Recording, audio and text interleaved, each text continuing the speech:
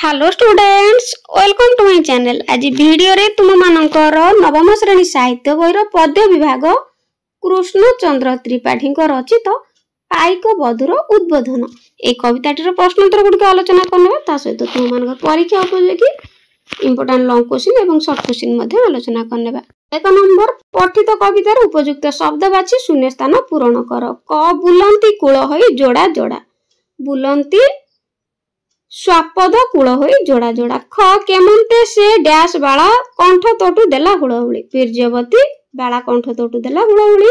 ग मारिबाकू हेब लक्ष्य सैनी फोपाड़ी लक्ष्य तीर। घ जन्मभूमिर मंगल लगी डैश देवाकू हेब जीवन देवाकू हेब। उ आगे बाजुथिबो डैश संग्राम बाजा पछे आसुथिबो तमे।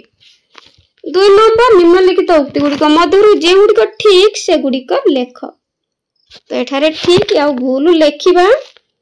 क पाइक वाद्य रणसिंगा वर्तमान ओडिशार सबुठारे बाजुची, सबुठारे नुह तेणु भूल अटे। ख ओडिशार ऐतिह्य संपन्न स्थान गुड़िकरू अनेक अवहेलित भाबरे पड़िछि, निश्चित भाबरे ठीक अटे। ग पाइक बधू माने निज हाथ रे स्वामी मानकु सज्जित करी युद्ध क्षेत्र को पठाउथिले, ठीक अटे। घ स्वामी को युद्ध क्षेत्र को पठाई देई पाइक बधू घरे गुमुरी कांदू थिला, तो घ निश्चित भाबरे भूल अटे। जीवन को उपभोग रे बिताई देवा को मनीष जन्म होईछि, तो संपूर्ण भाबरे भूल अटे। भूल अटे। 3 नंबर निम्नलिखित समचारित शब्दर अर्थ लेख। समचारित शब्द गुड़िकर अर्थ लेखिबा जेमति कि कूल, कूल माने ता अर्थ होची वंश। सेपरी क दीर्घकार कूल हे गेले नदी कूल को बुझेइबो, तालबेसर धनुसर बा तीर एइपरी समचारित शब्द पिला माने निश्चित भाबरे पढिबा शॉर्ट क्वेश्चन ने, तेणु प्रैक्टिस करिवो। सर दंतेसर सर कहले पुष्करिणी, किंतु तालबेस हे गेले धनुसर बा धनुर तीर को बुझाए। तापरे लक्ष्य, लक्ष्य अर्थात संख्या को बुझाए, किंतु लक्ष्य हे गेले उद्देश्य को बुझाए। अनल अर्थात निया, अनिल माने पवन। 4 नंबर निम्नलिखित शब्द गुड़िक 2टी लेखाए प्रति शब्द लेख। तो प्रति शब्द मध्य निश्चित भाबरे परीक्षा रे आसीबो, भल भाबरे प्रैक्टिस करिवो। प्रति शब्द वन, तार 2टी प्रति शब्द हला अरण्य वन, घोड़ा अश्व तुरग, समीरण पवन, अनिल लक्ष्मी रमा पद्मालया, शैल, शैल माने पर्वत बा भूधर। 5 नंबर निम्नलिखित शब्द गुड़िकर लिंग परिवर्तन कर। लिंग परिवर्तन बहुत सहज। तरुणी तरुण, वीर वीरा, एठी पिला माने संस्कृत रे मध्य वीर अछि वीरा, आ सेठी वीर लिखिबनी, वीर लिखले भूल हो जाय। वीरर वीर माने पुल्लिंग, तार स्त्रीलिंग हे गेले वीरा। घोड़ा घोड़ी, प्रियतम प्रियतमा, तापरे बधू बर। 6 नंबर निम्नलिखित शब्द गुड़िकर गद्य रूप लेख। बहुत सहज मध्य। शमशान श्मशान, शैल शैल, सैन सैन्य, गौरव गौरव, जतन जतन। 7 नंबर निम्न रे लेखा जाइतिबा प्रत्येक धाड़ी भिन्न शब्दटी को बाछ। तो ए धाड़ी गुड़िकर भिन्न शब्द गुड़िका बाछिबा जेमति कि अतीत पूर्वतन, अतीब प्राचीन पुरातन। तेणु एठारे भिन्न शब्दटी होची पिला माने अतीब। तापरे खरे खंडा बंदूक तोप ढाल छुरी ढाल। तापरे ग समीरण काकर पवन मलय बा, तो एठारे काकर। घ घोड़ा बलद गध कुकुर बिलुआ, तो एठारे बिलुआ। बालक बालिका तरुण वृद्ध प्रौढ़, तो एठारे भिन्न शब्दटी होची प्रौढ़। 8 नंबर निम्न रे दे जाइतिबा क स्तंभर शब्द सहित ख स्तंभर शब्द को मिला। क स्तंभ सहित ख स्तंभ मिलेइबा। स्वापद कूल, संग्राम बाजा, दीप्त धनुषर, समर संगीत। 9 नंबर निम्न रे सोहागेर 4 गोटी अर्थ दे जाइछि, ठीक अर्थटी को बाछ। तो ठीक अर्थटी होची सोहागे अति स्नेह रे। 10 नंबर निम्नलिखित शब्द गुड़ को व्यवहार करी वाक्य गढ़। वाक्य गठन पड़ियो, मन रखिबो।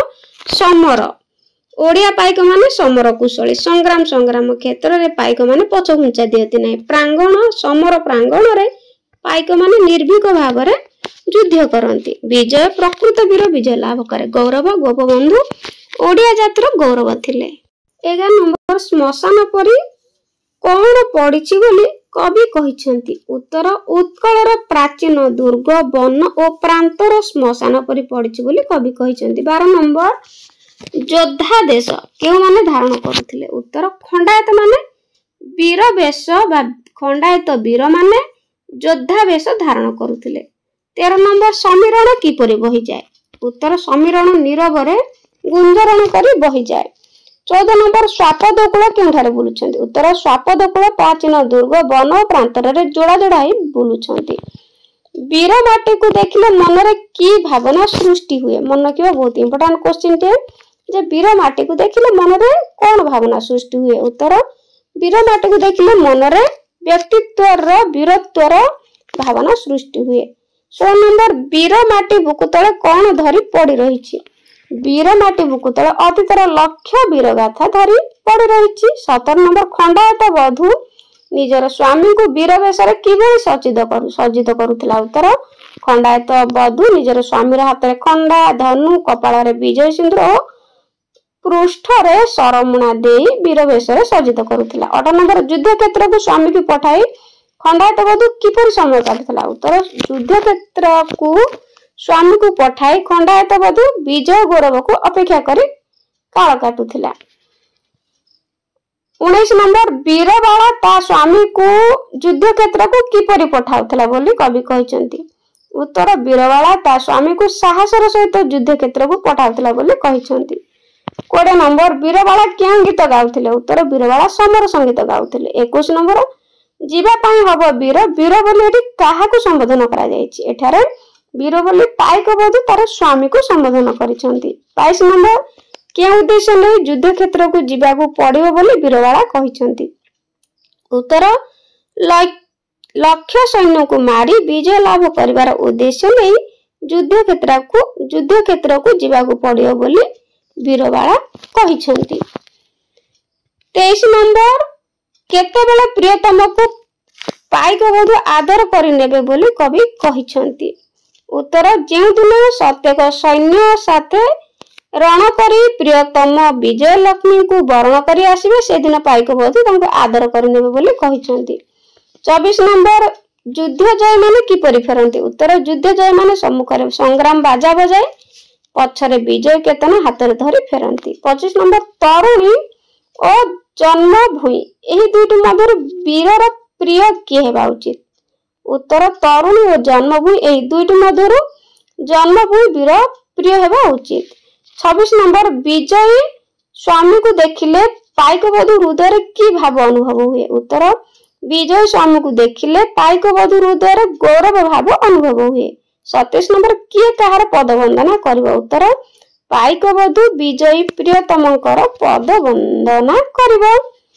सप्रसंग सरलार्थ लिखिबा। 28 नंबर एई दुर्ग एई वन एई नील प्रांतर पड़ी अछि श्मशान परी।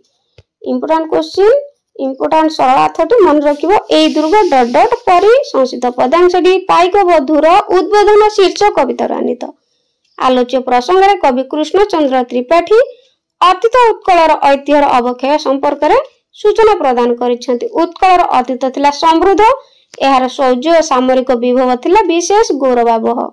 उत्कलर खंडायत वीर माने योद्धा वेशरे रण क्षेत्र रे निजर समर दक्षता प्रतिपादन करुथिले। शत्रु को निधन करी विजय बाण उड़ाई स्वराज प्रत्यावर्तन करुथिले। किंतु वर्तमान आउ सेही गौरव नहीं। यार दुर्ग वन और प्रांतर श्मशान परी पड़ी रही। प्रसंगटी वास्तव धर्मी। 29 नंबर एई वीरमाटी चाहिले निमिषे जारे रक्त जाए ताती रही अछि पड़ी अतीतर लक्ष्य वीरगाथा बुकु तळे धरी। उत्तर एई डडड धरी। संस्कृत पद्यांशटी पाइक बधूर उद्बोधन शीर्षक कवितार अनित। आलोच्य प्रसंग रे कवि कृष्णचंद्र त्रिपाठी उत्कल माटीर गौरव और विभवर प्रदान करिसेंती। उत्कलर सामरिक विभव अतीत विशेष समृद्ध थिला। यार खंडायत वीर माने योद्धा वेश धरी युद्ध क्षेत्र रे निजर समर दक्षता प्रदर्शन करुथिले। तोप बंदूक फुटाई तीर चलाई अश्वपृष्ठरे बसी युद्ध करी विजय लाभ करुथिले। एही माटीर अतीत को स्मरण कले वीरत्व व्यंजनारे रक्त ताती उठे। एबे से केवल अतीतर लक्ष लक्ष वीरंकर गाथा को बुकु तले चापी धरी पड़ी अछंती।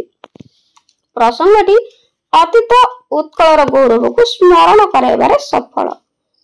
30 नंबर मंदारर माला बक्ष पटे लंबाइला आदर जतने। उत्तर मंदारर डडड जतने संस्कृत पदांशटी पाइक बधुर उद्बोधन शीर्षक कवितार आनीत। आलोच्य प्रसंग कवि कृष्णचंद्र त्रिपाठी पाइक बधुर असीम त्यागर सूचना प्रदान करिसेंती। अतीतर उत्कलर शौर्य और सामरिक विभव तिला समृद्ध। पाइक माने जन्मभूमिर सुरक्षा निमित्त निजको उत्सर्ग करुथिले। पाइक बधुर वीरांगना भावरे स्वामी को योद्धा वेशरे सज्जित करी युद्ध क्षेत्र को पठाउथिले। युद्ध को गमन करुथिबा स्वामीर पद वंदना करी तार बेकरे मंदार माल पकाई समर संगीत गान करी विदाय देउथिला। प्रसंगटी गौरवावह। 31 नंबर तरुणी बक्ष लागी प्रियतम जन्म नुई तब जन्मभूमिर मंगल लागी जीवन देबाकू हेब। तरुणी डडड हब। संस्कृत पदांशटी पाइक बधुर उद्बोधन। पिला माने एठारे पदांशटी लेखिबो जेहेतु पद्यटी पाइक बधुर उद्बोधन शीर्षक कवितार आनीत। आलोच्य प्रसंग रे कवि कृष्णचंद्र त्रिपाठी पाइक बधुर असीम त्यागर वर्णना करिसेंती। उत्कलर खंडायत वीर माने योद्धा थिले, तेणु एहार शौर्य और सामरिक विभव विशेष समृद्ध थिला। ओडिया पाइकर स्त्री थिला वीरांगना। से प्रियतम स्वामी को युद्ध क्षेत्र को पठाई जन्मभूमिर सुरक्षा निमित्त निजको उत्सर्ग करने को प्रेरणा देउथिला। तार जन्म से तरुणी बक्षरे आश्रय नेबा पई नहीं, से तार स्वामी को ताहा सचेतन कराउथिला। प्रसंगटी प्रेरणा पद। तापरे दीर्घ उत्तर मूलक करबा 32 नंबर बहुत इंपोर्टेंट, भल से मन रखिबो। 21 22 रे मध्ये पढिथिला। संस्कृत कविताटीर कविंकर देशात्मबोध और जातीय भाव किपरि प्रकटित होइछि आलोचना कर। उत्तर कवि कृष्णचंद्र त्रिपाठी ओडिया साहित्य जगत रे एक स्मरणीय नाम। ओडिशार ऐतिह्य एवं ओडिया जातिर गौरव को निज लेखनी रे रूप दे से निज प्रतिभार परिचय प्रदान करिसेंती। अग्निशंख, आहुति, माटी दीप इत्यादि तांकर केतोटी बलिष्ठ रचना। पाइक बधुर उद्बोधन कविता माध्यम रे आपणार देशात्मबोध और जातीयता भावर परिप्रकाश करिसेंती। ओडिया जाति वीर जाति, ए जातिर ऐतिह्य गौरव मंडित। एहार सामरिक विभव समृद्ध।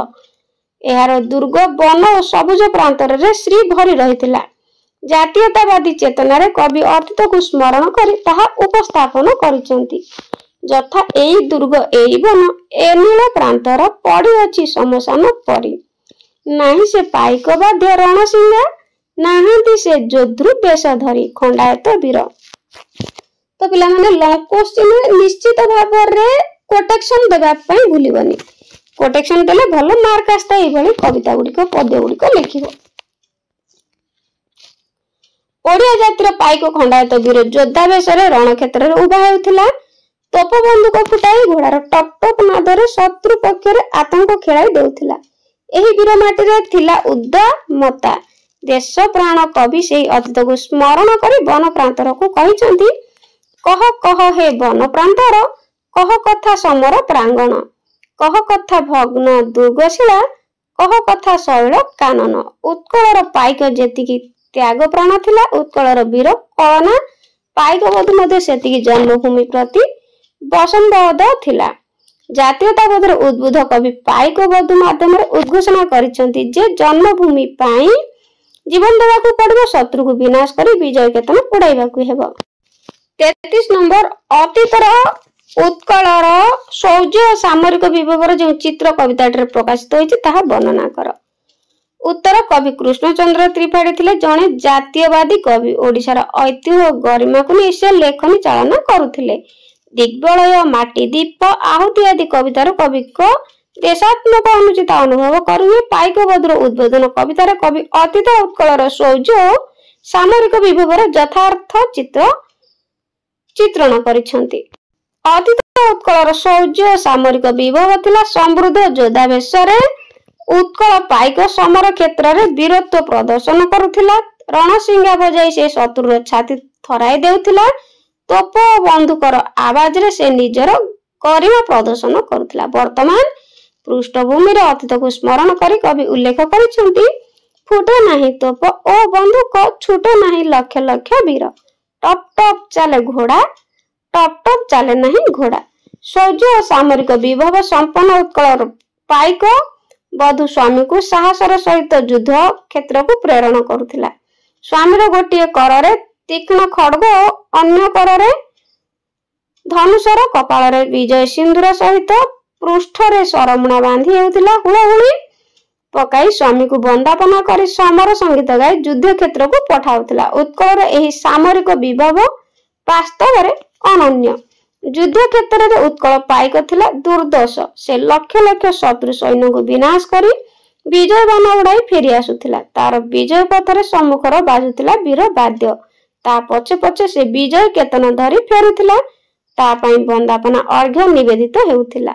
युद्ध विजयी पाइक गौरव और गरिमा रे महिमान्वित हेउथिला।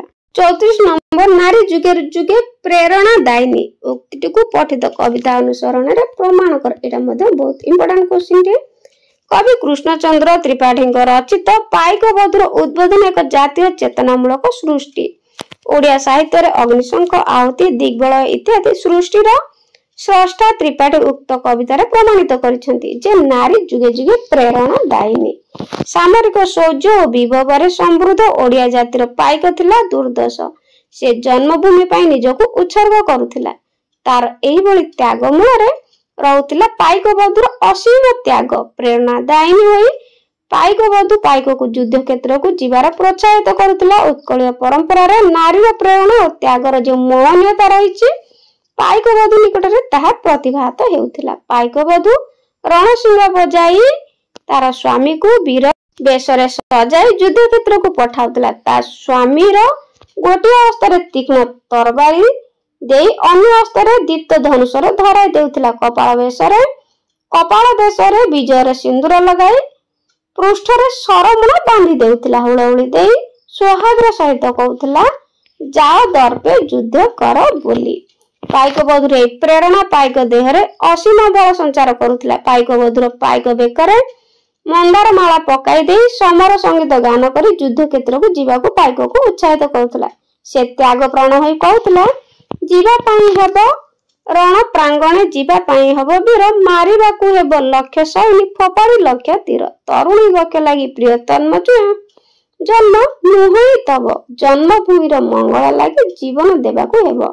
पाइक बधु उत्कल वीर नारी भाव रे पाइकर प्रेरणादात्री रूपे उभा होतिला। स्वामीर विजय को गुरुत्व देबा सह से विजयी स्वामी को गौरवर सहित आदरी नबार प्रत्यय हेउथिला। वास्तविक नारी जुगे जुगे प्रेरणादायी।